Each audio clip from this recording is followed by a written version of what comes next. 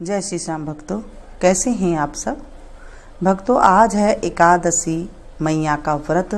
भगवान विष्णु को अति प्रिय होता है। भगवान विष्णु की हमें पूजा करनी चाहिए। पूजा में अगर आप कर सकते हैं तो ये छोटी सी बात आप कर के देखिए, आपके जीवन में बिल्कुल परिवर्तन आ जाएगा। अगर आपके जीवन में दुख घेरा हुआ है किसी भी रूप का, तो ये जो मैं आपको बता रही हूँ आप करके देखिएगा। हमारी दादी नानियाँ सभी किया करती थी और मैं आज आपके साथ शेयर कर रही हूँ। सबसे पहले 108 आप तुलसी दल के पत्ते ले सकते हैं और उन्हें अच्छे से धो लें। धो करके आप मूली की सहायता से उनकी माला बना लें, या फिर 108 जो पत्ते हैं वो आप ऐसे भी शालिग्राम जी के ऊपर चढ़ा सकते हैं। अगर माला बना लेते हैं मूली के साथ, उन्हें आप विष्णु भगवान के ऊपर उसे माला पहना दें, आप देखेंगे आपके जीवन में चमत्कार होने लग जाएगा। बोलिए विष्णु भगवान की जय।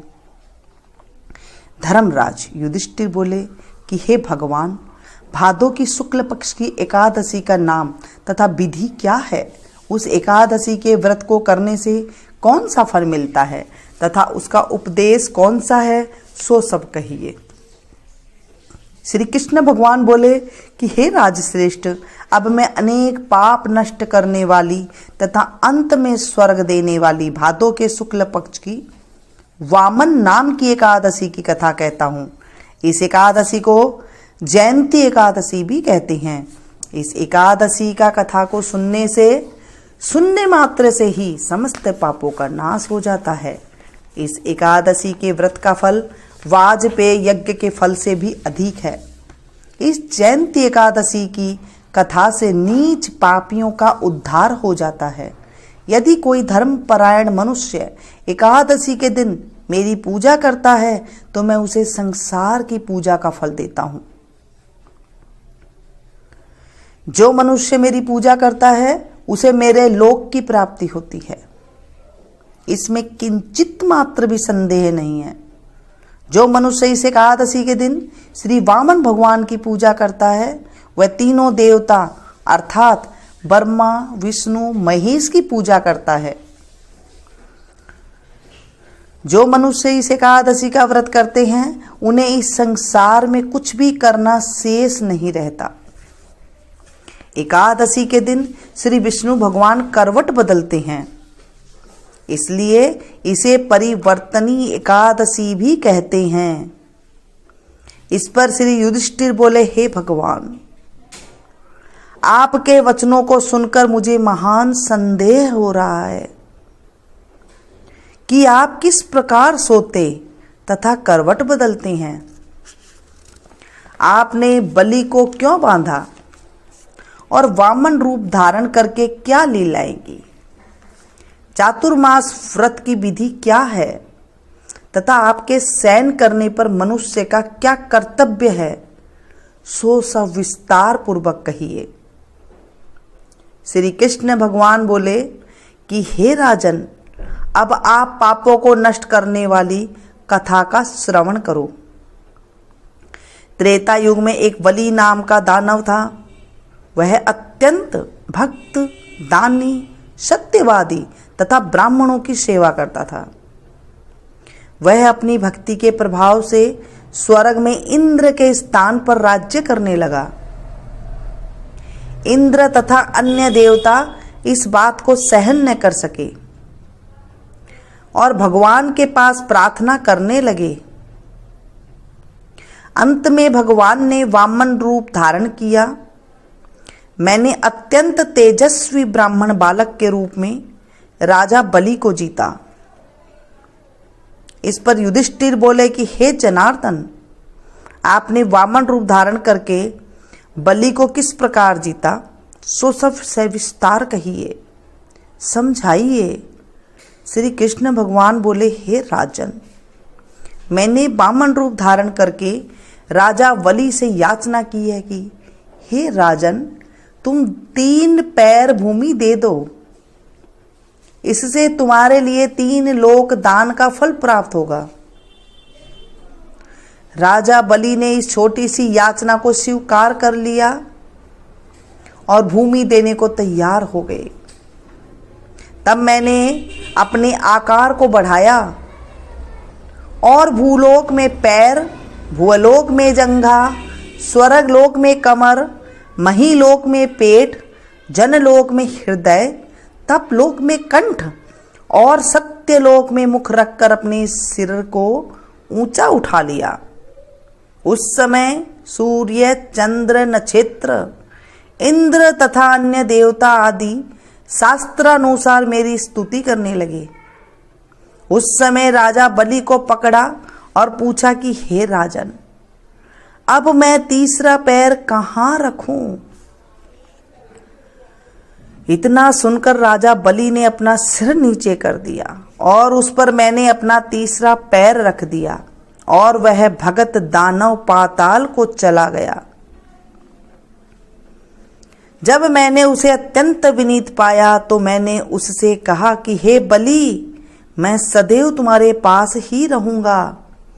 भादो के शुक्ल पक्ष की एकादशी को परिवर्तनी नामक एकादशी के दिन मेरी एक प्रतिमा राजा बलि के पास रहती है और एक क्षीर सागर में शेष नाग पर शयन करती है।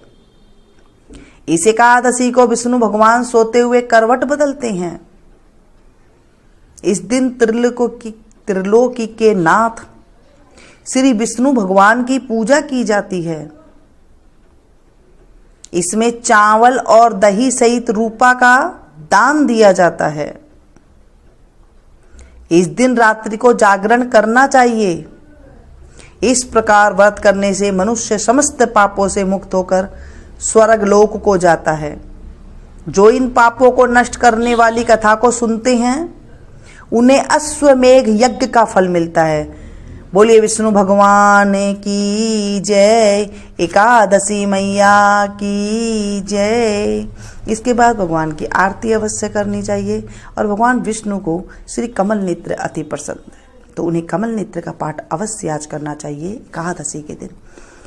श्री कमल नेत्र कटि पीतांबर अधर मुरली गिरधरम, मुकुट कुंडल करल कुटिया सांवरे राधेवरम, कूल यमुना धेनु आगे सकल गोपियों के मन हरम, पीत वस्त्र गरुड़ वाहन चरण सुखनित सागरम, करत केली कलोल निसदिन कुब्जा भवन उजागरम, अचल अमर अडोल निश्चल पुरुषोत्तम अपरापरम, दीनानाथ दयालु गिरधर कंस हिरनाकुश हरम, गल फूल माल विशाल लोचन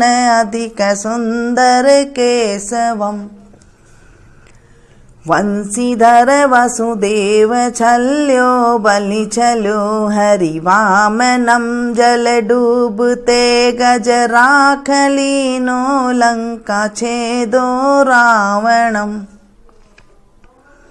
सपत दीप नव खंड 14 भवन किनो राम जी एक पलम, द्रौपदी की लाज राखी कहाँ लो उपमा करम, दीनानाथ दयालु पूर्ण करुणामय करुणा करम, कवि दत्त दास विलास निसदिन नाम जपत नित नागरम, प्रथम गुरु जी के चरण बंद्यो यस्य ज्ञान प्रकाशितम, आदि विष्णु जुगादि ब्रह्मा सेविते शिव शंकरम, श्री कृष्ण केशव कृष्ण केशव कृष्ण यदुपति केशवम, श्री राम रघुवर राम रघुवर राम रघुवर राघवम,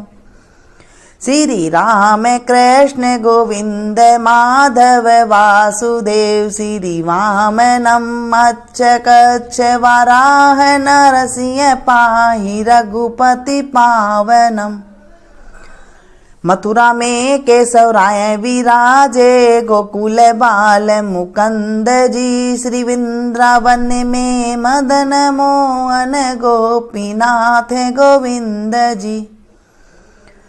धन्य मथुरा धन्य गोकुल, जहाँ श्रीपति अवतरे, धन्य यमुना का नीर निर्मल, ग्वाल बाल सखावरे। नवनीत नागर करत निरंतर, शिव बिरंचि मन मोहितम, कालिंदी तट करत क्रीडा, बाल अद्भुत सुंदरम। ग्वाल बाल सब सखा विराजे, संग राधे भामिनी, वंशी वट तट निकट, यमुना मुरली की टेर सुहावनी।